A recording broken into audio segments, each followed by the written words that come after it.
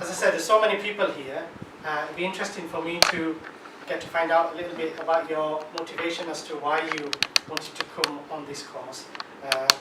We're not an institution who's going to give you ijazas and certificates at the end of it.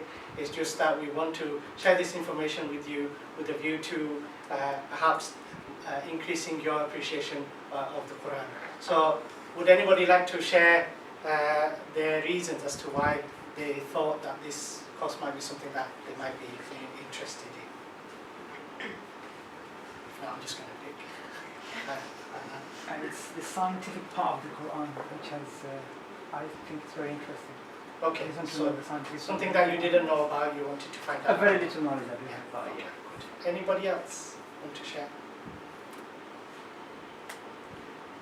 Our generation, we were only taught the Quran just as to read it. We never knew the basics of the science behind it. So it'd be interesting to get to the basics or the foundation of it to understand where we are. Thank you. Anyone else? Oh, yeah, go. To appreciate the miraculous nature of the Quran. Okay. Inshallah, we will hopefully touch upon that throughout the course. Okay, so thank you for sharing that with me. The course itself is sort of divided into roughly about 10 parts. Try to keep it bite-sized. I didn't want to overface you with lots of information that you may be not familiar with certain terminology or not familiar with the concepts. But I thought if I deliver something quite concise, then we'll have a bit of space and time to discuss and ask questions towards the end. It's going to hopefully be less than an hour. Today is just the introductory session, so therefore it's not going to be too deep. Having said that, what I want to do is give you an outline of the lesson for today. So, inshallah, what I hope to deliver in this session is we're going to be looking at the different types of approaches to the Quran. Why is it important to learn about the science of the Quran? The terminology, obviously I've used the English terminology of the science of the Quran. In Arabic this is referred to as Ulumul Quran. What does this mean and what does it cover? What does this science entail? This is what I'll be hopefully covering in this lesson today. Also, I'll be touching upon the revelation and the scriptures that existed before the Quran was revealed. So what is the relevance and significance of those scriptures? Then coming on to the linguistic meaning of the word Quran. What does it mean? Where does it derive from? How do we understand this word, etc. And how does the Quran describe itself in the Quran? What other names does it use to add value or attributes to this word Quran? And of course, other terminology or sources of law in Islam is derived from the other primary source, which is hadith. So I'll be touching briefly on what a hadith is and how it differs from the Quran, and what are the distinctive features of the Quran as opposed to anything else. So this is the broad outline of today's program. And inshallah, the remaining lessons will cover the other points that I've put on the whiteboard. So, starting off with the approaches to the Quran, according to scholars, they sort of divide it into three approaches. First of all, we have to be able to receive the message. And the way we receive traditionally is we hear or we read the message from the text itself, the book itself. So we've received the message, and as the sister mentioned about our life experiences when we were younger, that we just told to read. So we did receive it, but we didn't get to second stage or third stage where we had to try and understand what it meant and how relevant was it in our daily life, particularly living in the West, coming from a culture, or our parents coming from a different culture to the culture that we've been brought up in. What relevance is it? How do we understand this text in order to contextualize it and put it into practice? And that's where the third point comes, where we try and apply this knowledge. So we read, absorb, take in. Sometimes we memorize and we beautify the recitation, but many of us, we just don't know what it actually means. We say, oh, we love the Quran, what's the word of Allah, mashallah, mashallah, but what do we get out of it? Oops, somebody's died, let's get Surah Yasin out, let's read it a few times, and just pray for the deceased. And sometimes, I'm a bit cynical, but that's often the case within our community or culture, to the extent in which they engage with the Quran. So really, for us to benefit, for the Quran to affect us, we really need to apply it. And in order to do so, the study of the science of the Quran, inshallah, will help us. So why is it important for us to learn about this Quran? What I would say, just 3 key points, just touching on point 2 and 3, is that because the Quran contains the revelation of Allah subhanahu wa ta'ala, our creator and sustainer, it's important that we know what He told us, or what the message He sent us through His chosen prophets. And we need to understand it by studying it and attending courses such as this to really take it all in. And really to fully appreciate the message of the Quran, the guidance that Allah subhanahu wa ta'ala has given us, we need to study, have some special knowledge. So whether it be special knowledge in learning a language which we don't speak, learning Arabic language, to be able to read it in the first instance. Secondly, to learn a style in which your reading is pronounced and read correctly, so that you don't distort the sound or the message itself, study of tajweed, etc. And thirdly, looking at an in-depth study of the analytical approaches to Quran in order to deduce the message or to extract meanings from it through the science what we understand as tafsir. So these are the 3 key areas that we need to develop in order to appreciate the importance of studying this science.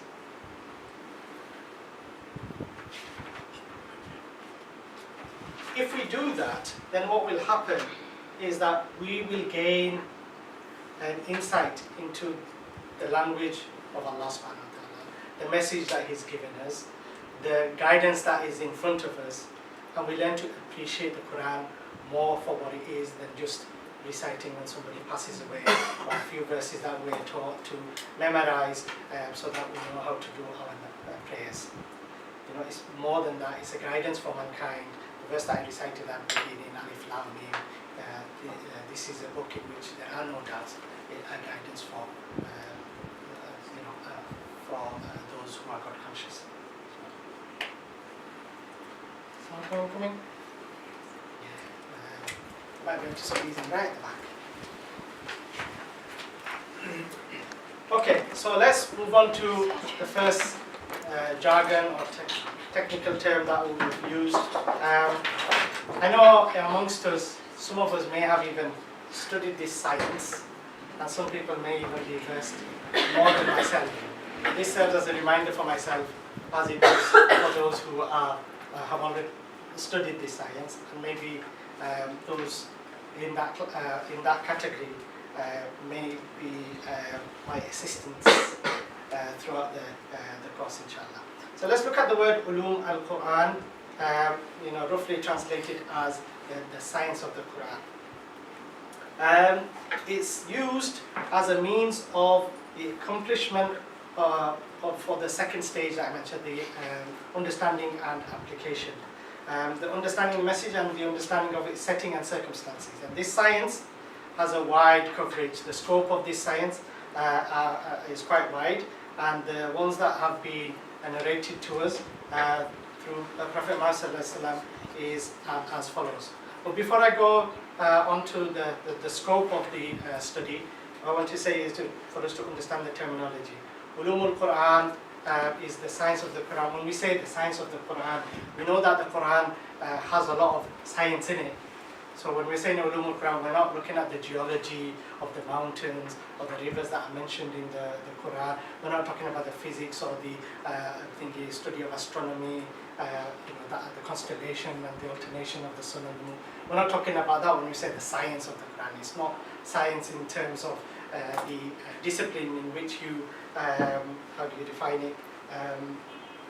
It's not the study of the structural behavior or physical or natural world through observation and experiment. This is how scientists define science. But the science of ulum al-Quran is more of a systematic, organized body of knowledge on a particular subject. In this instance, is the study of the Quran. So the ulum al-Quran is this science or the study or the investigation or the research of how we can understand the Quran better. And the scope of the study includes the revelation. How was the Quran revealed? What, in what stages did the Quran come? What was the significance or relevance of that? How was it compiled when it was revealed? How did it come into a form that we have today in the form of a book? Is this is just a translation? Is this translation Quran or not? What order was it? If it was revealed piecemeal, why is it in a different order in the book as opposed to when we read the Seerah or the Tafsir of Quran? Why have they come in a different order than what is compiled? How it was written down? How do we know it was correctly written down? How do we know it was preserved? What were the sort of safeguards put in place in order to prevent people tampering with the message? What's the context of verses of revelation? What's the historical background to it? Were there any reasons for revelations? Were there any specific occasions when verses of the Quran were revealed? We know from the Seerah, the life of the Prophet ﷺ. He lived in Makkah originally where he was born. He suffered persecution and then had to flee to seek asylum in a predominantly a Jewish town called Medina, where he took his followers and established the first Muslim community.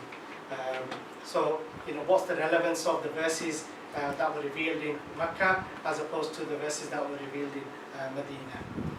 Then there were legal instances that the verses of the Quran which had legal implications, and some of these came down piecemeal and things gradually developed. One prime example is the prohibition of alcohol. The prohibition of alcohol did not come in one verse, it came in stages, and it was really to wean people off the substance before a total ban was given as an injunction. So what about the other verses? Have they been cancelled out? Do they still apply or not? So there are study within this science of what's known as the abrogating and the abrogated. And there are some verses which have a mystical, allegorical meaning, and there's some that are just literal. They say it as it is, and there's no dispute about what it means. But others may be a bit ambiguous, and we need to know what these verses are in order to appreciate whether this should be followed by the word or whether there's principles behind it and there's a spiritual value to that verse rather than the literal value. So this is the study of the clear and the unclear, the clear and the ambiguous verses of the Quran. So this is the scope of the discussion for today, inshallah. So, the term also covers Quran-related studies. This is just an extension of the scope of the study. The explanation of verses and passages by the Prophet himself, his companions, their followers, and the later exegetes, the mufassir of the Quran.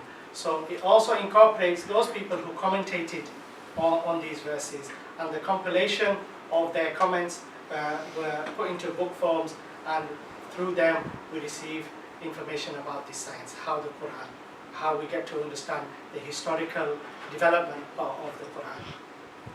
And the word tafsir, it refers to the study of the analytical, linguistic and analytical approach to the text itself.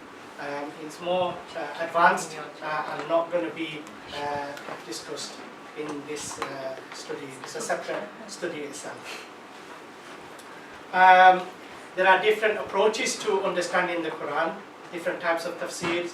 You know, there are tafsir which just focus on what the Prophet said and did, and hadith backs or is used to explain certain verses of the Quran. There's others that are just legalistic. You know, we're looking at the laws within the Quran and how that is deduced from the verses and what are the relevant verses in relation to that area. And it also includes the scholars themselves, who were the sort of famous scholars in this area of study. And just to touch upon that, let me just give you a background as to how this science has developed. So, where do you think it all starts, this science of Quran? How do we understand, how do we make sense of this book for most of us, which is in a foreign language? You know, what relevance is it to us, non-Arabs living in outside of the Arabian Peninsula, in generally a non-Muslim, predominantly non-Muslim country? How do you make the sense of these things? Where do you think this understanding of this knowledge of the science of the Quran, where does it start and where does it end? Teachers, scholars. Okay, books. We've got scholars, books. Where do you think? So did the scholars come first or the books come first? Or did the books come first then the scholars? Which way? So where did the scholars get the knowledge from? The books? Prophet Sallallahu Alaihi Wasallam.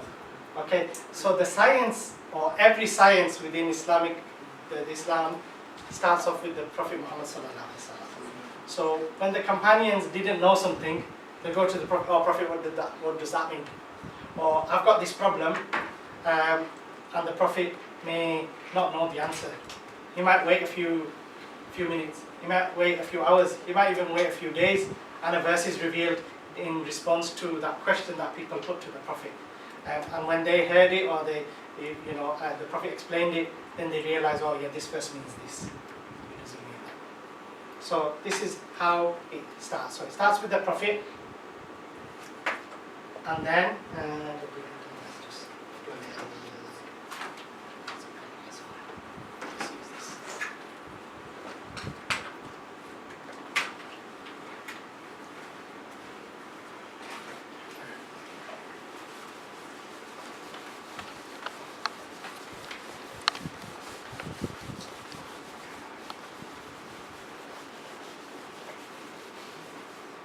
we have Prophet Muhammad Sallallahu Alaihi Wasallam, then the companions,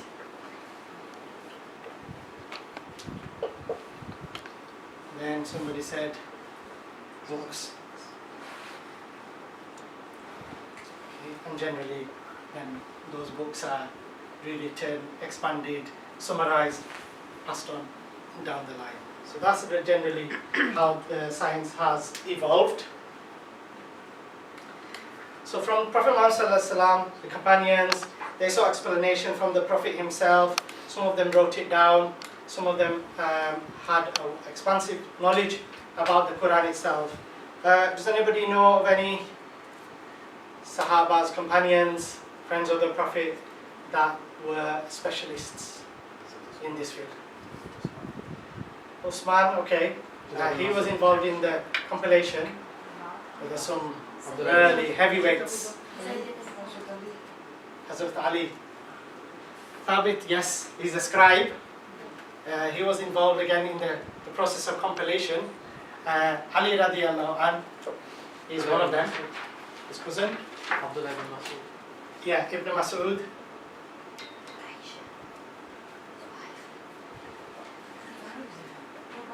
The Prophet's wife. Yeah. She's not known for tafsir as much. She's known for hadith. she's one of the most prominent persons within Islamdom of preserving the hadith. The biggest one of all, the most famous, is Ibn Mas'ud. Sorry, not I think Ibn Abbas. Ibn Abbas.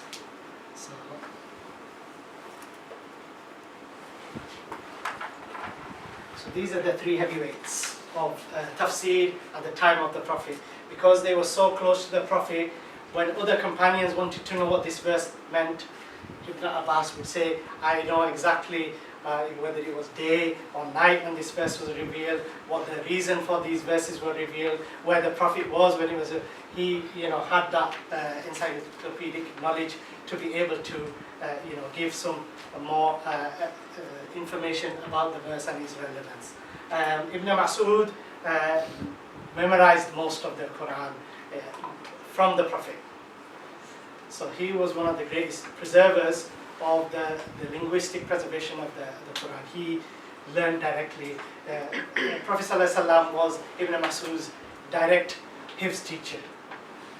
So he would read to him and he would read back. So he learned the 70 surahs directly from Prophet ﷺ. Over 140, he learned 70 surahs directly from Prophet ﷺ. And of course Ali, his young cousin, who was always by his side, he was exposed to the Prophet teaching about the Quran. So these are the three names you need to note.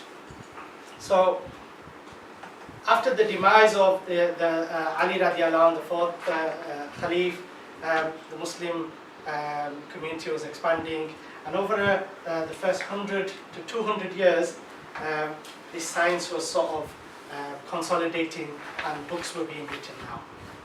That they had enough information and people started to put books together.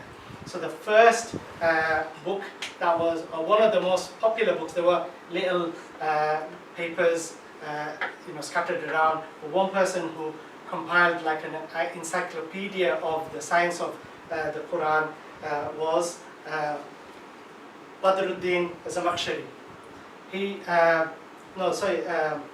Zarkashi. Yeah, he was the first one to put an encyclopedia, compile an encyclopedia into this science.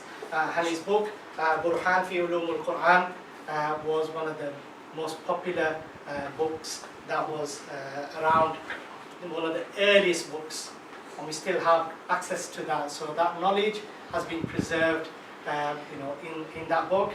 And from that, we have a very famous, or the most popular scholar in this field is Jalaluddin Suyuti, who wrote a summarized version of Burhan in his Al-Itqan fi Ulum al-Quran. And with the modern day and age, living in the land of the kuffar, the Muslims have the privilege of the translation now. So the book, that was just my sarcasm. This is not land of kuffar, it's the land of security and peace. So this is the translation of Al-Itqan, the literal translation. It's a bit messy in terms of when you read it in English, but there is even a more summarized version of this by a convert called Ahmed van Denver, who's written a book onto this introduction to the science of the Quran, which is published by Islamic Foundation, and you can find that quite widely. So that's the content. So the background to the contents of the course. It will loosely be centered around Imam Jalaluddin Suyuti's book on this science. So we'll be sort of loosely going around some of the topics that he's raised in his book. So it has a link back to the classical sources, but we'll also try and deal with some contemporary issues along the way.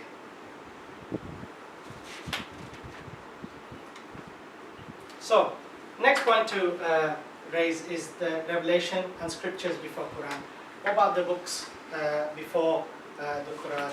What the relevance of them for us, and why were they revealed. If the Quran is the word of Allah, couldn't Allah have revealed it with Adam alayhi salam and just left it on top of a mountain for everybody to read, or like Musa alayhi salam, just reveal it on a mountain.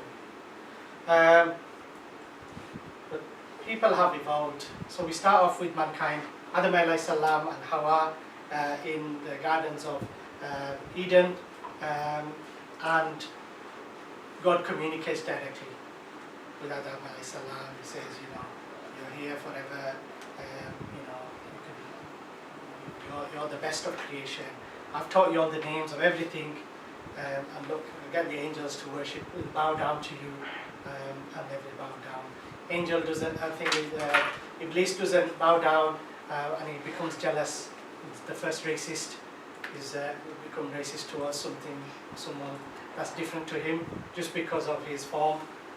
So he says, "Oh, Allah prefers him over me, right? Let's see what I'll do." So he lures him, etc. We know the story of creation or the human. So because he fell prey to Shaitan's whispers, he ate from the forbidden tree, and with Hawa, they were banished from this land, the place of purity, Jannah, the garden, onto earth. And Allah continued to communicate directly with them, but as time went along, people started forgetting, and Allah kept sending reminders through prophets, and the prophets kept telling them, look at the heaven and the earth, the sky above, etc. Can't you see that this has not come into being without a purpose or a reason or a designer? Go back to that creator and worship him.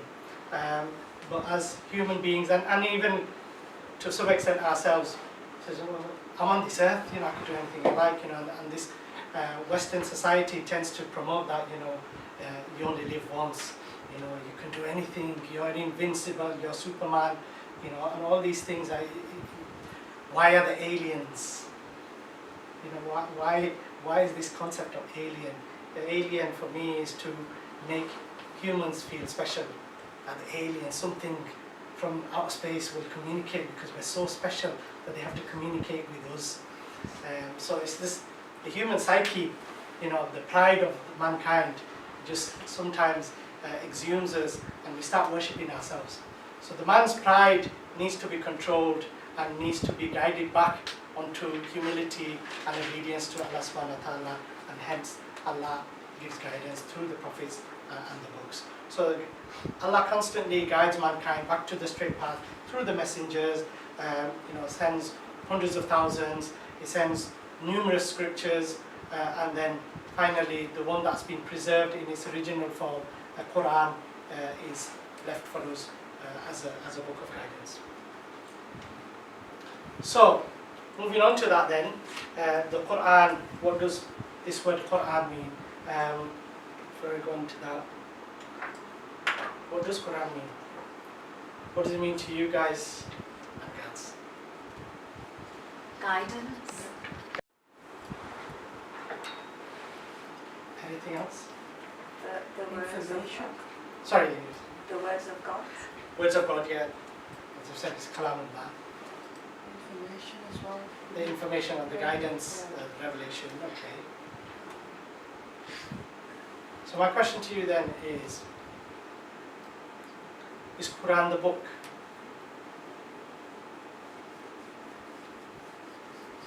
Is it the thing like this? This is just a translation.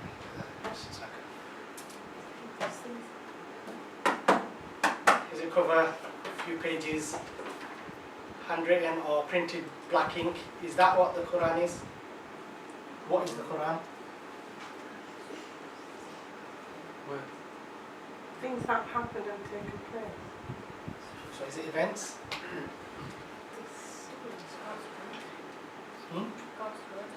It's God's words, but what is God's word? This piece of paper? Is it the words?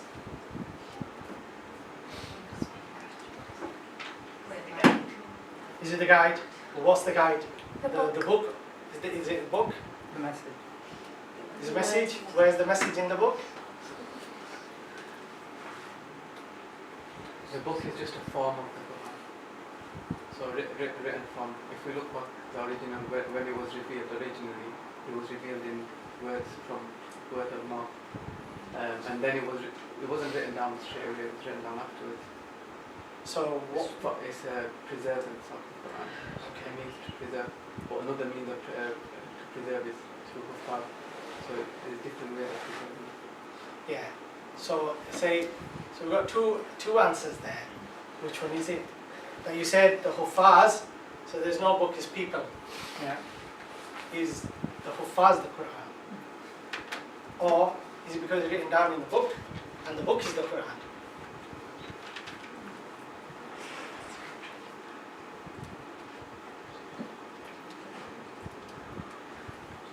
Yeah? So let's look at the word itself and maybe that'll give us some indication as to what it is. So, the Quran, as we said, is defined as the speech of Allah sent down upon the last Prophet Muhammad ﷺ through Angel Jibreel, in its precise meaning and precise wording, transmitted to us by numerous persons, tawatur or mutawatir, those who transmit, both verbally and in writing. So this is the scholarly definition of what the Quran is. It's not just the words, nor is it just the book or the written form, but it's the wider meaning of both of them. And the way we understand this better is when we look at the word Quran itself. The Arabic word Quran is derived from the word, there's the different, some scholars say it's qara'na, yeah, which means to compile. So if we use that word, it's the compilation of the various verses is refers to the Quran. Others use qara'a, which means to recite, and this is the most popular opinion of where the word Quran comes from. So qara'a means to recite, so it's the recital itself, the reading of it, the sound of it is the Quran, because if you think about it, when the Prophet was in Mount, when he was in the cave, and Jibreel came to tell him to read, he was the unlettered Prophet, and he says, I can't read.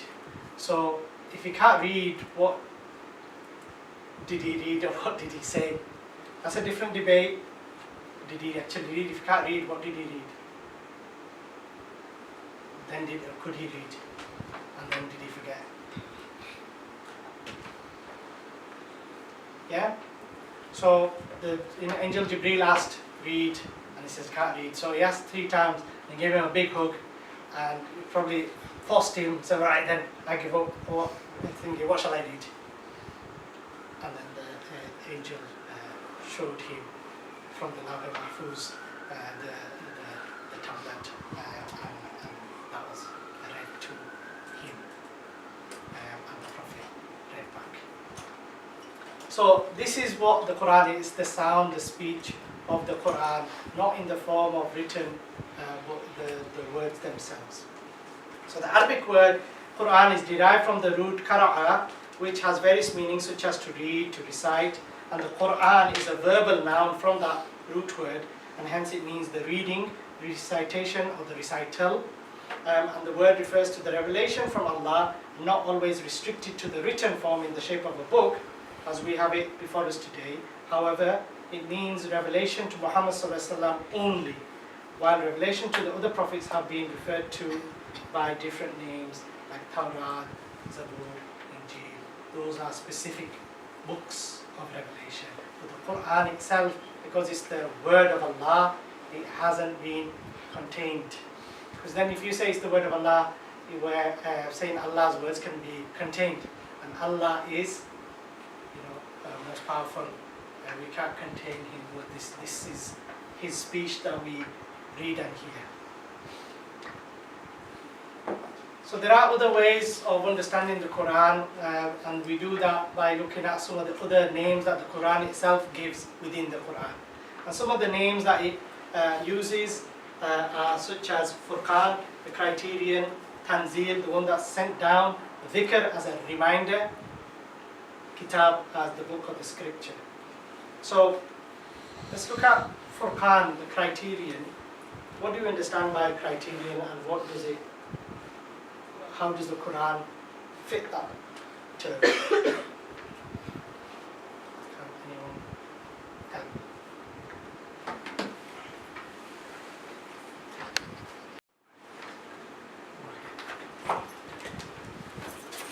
Anyone?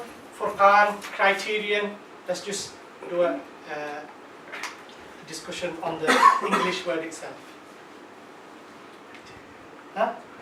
Criterion, what does that mean? Knowing right from wrong. Okay. Yeah? So something that assists us to know what is right and wrong. Something that helps us distinguish it. Yeah? So how does the Quran distinguish what is right and wrong? It tells us what is wrong, pretty much. It just tells us. Yeah, or halal and haram can be a way to let us know what is right and what is wrong. Okay. So because it's a form of guidance, Allah is guiding us as to what is right and what is wrong. And the consequences of doing what is right is Jannah, and the consequence of doing what is wrong is Jahannam. I think gives criteria. Quran, this is what I understand. It's a criteria by which you judge. So it sets the standard. If you meet that standard, yes, you're on the right track. If you don't meet the standard, then you're on the wrong path. And if I could ask the Bilwas, if you could just read that verse for me, Surah 25, just in English. Then we'll get enough idea. Just one verse, please.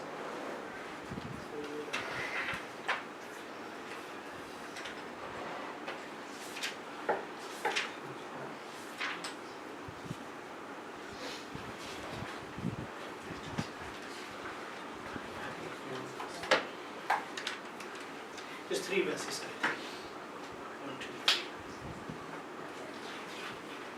Blessed is he who sent down the criterion upon his servant, that he may be to the worlds a warner. He to whom belongs the domination of the heavens and the earth, and who has not taken a son and has not had a partner in the dominion, and has created each thing and determined it with determination.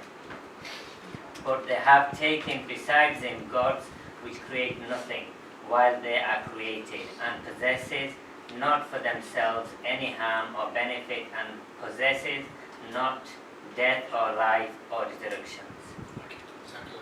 So the word Furqan is used here as a criterion, but in the same text, what Allah is telling us is the distinction, or making a distinction between what is the truth of the nature of Allah and what is shirk. Is addressing the Christians who are taken Isa alayhi salam the son of God. So he's making a clear distinction, and the Quran does that. Tanzil, we know the one that was revealed, sent down. Dhikr, reminder. What do you think the Quran is reminding us of? If it's a reminder, one, what is it reminding us of? And second, why? Why do we need reminder? Anyone from these 3 tables? Anybody can help? Mine is. Oh, you're not on that one.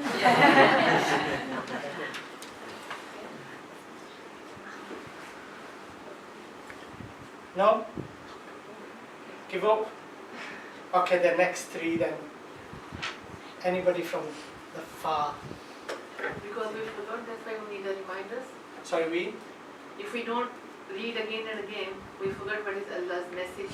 Okay, good. So, because humans are forgetful, Yes. we need a reminder. It's good. Anything else? What is it reminding us of? That's the answer to why. Yeah? The true message, because the message was lost in previous, like the Torah and stuff when it was first revealed, and then the Okay. To some extent, but what in fact is it reminding us of? Tawheed, oneness of God. Okay, oneness of God, I'll accept that. Anything else? Allah. Allah, Tawheed, yeah. Akhirah. Akhirah. Yeah, our end destination. Remember where we started off? That's our ultimate return. So in order to remind us of where we ought to be, this is just temporary world, and where man becomes proud in this on this earth. He walks on this earth like he runs the place.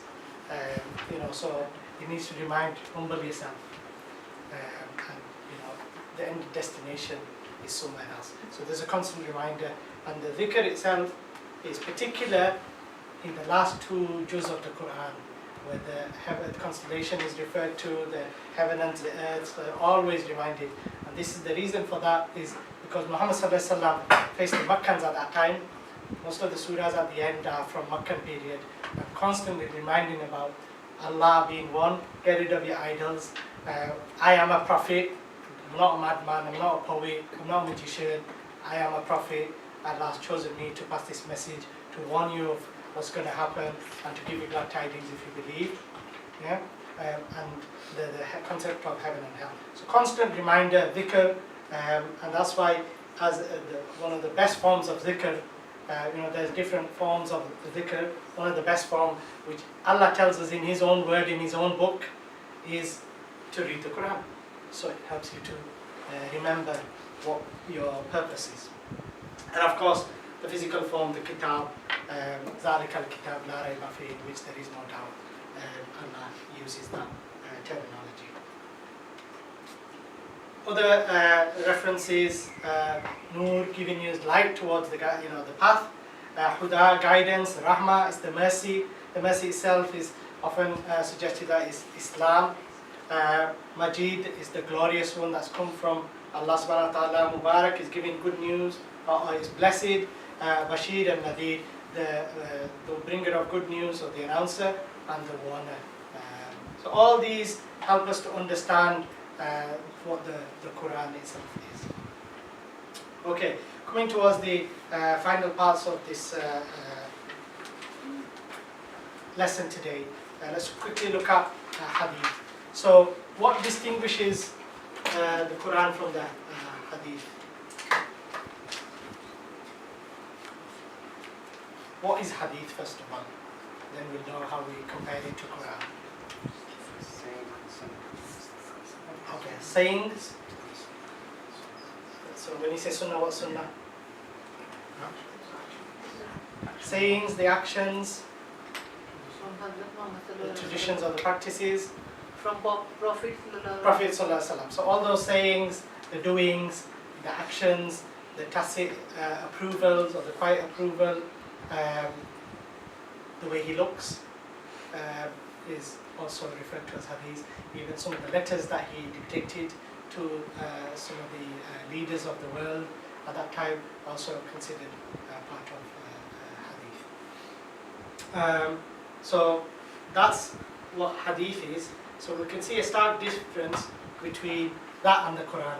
Quran is narrated by Allah subhanahu wa ta'ala via Jibreel alayhi salam to Muhammad sallallahu alaihi wasallam, and hadith is something, or the words that have been narrated by Muhammad sallallahu alaihi wasallam to his companions, who passed it on to their followers, and so on, till another science develops into the preservation of his sayings and actions.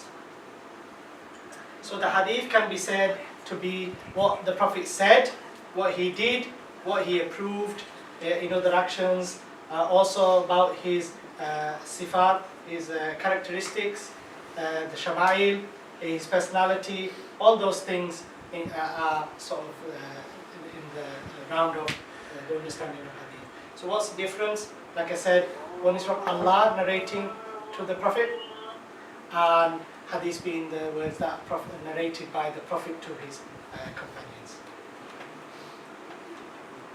Skip all that. And another word that was mentioned, the sunnah, the difference between hadith and sunnah. Sunnah more refers to about a way or a tradition. It's about the way in which things were done at his time. So these were all Sunnah. There was a wider understanding of Sunnah. Not going too technical.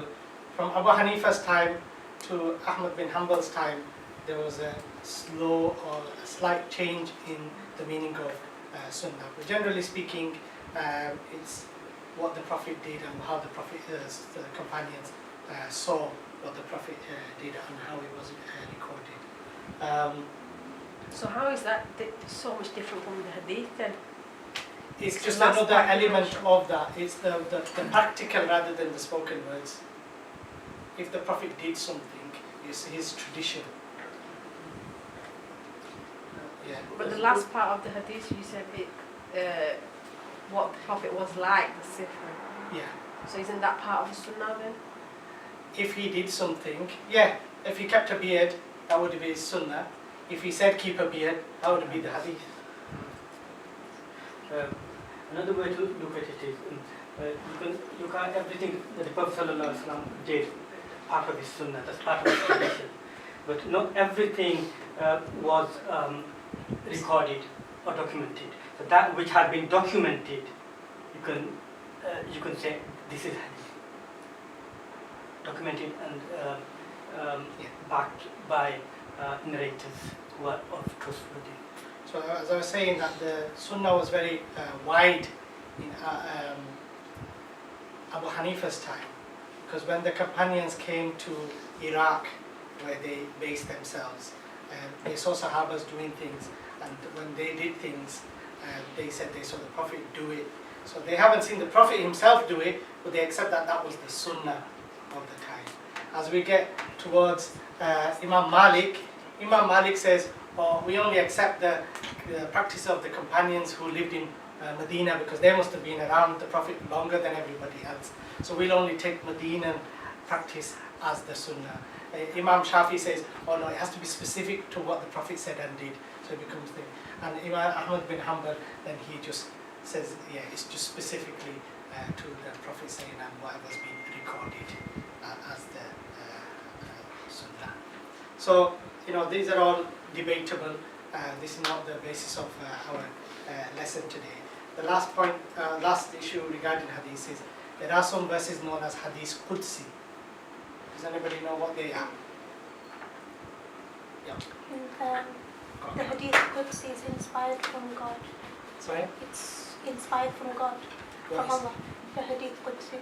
Okay, so it's something that the Prophet said that was inspired by Allah subhanahu wa ta'ala, but said in his own words. So the distinction between hadith Qudsi and Quran is that the literal words of the Quran, the words of the Quran are the literal words of Allah subhanahu wa ta'ala that have been recorded as it came and as it was preserved. Whereas hadith Qudsi is some form of inspiration that the Prophet got from Allah subhanahu wa ta'ala, and he used his own words to reflect that.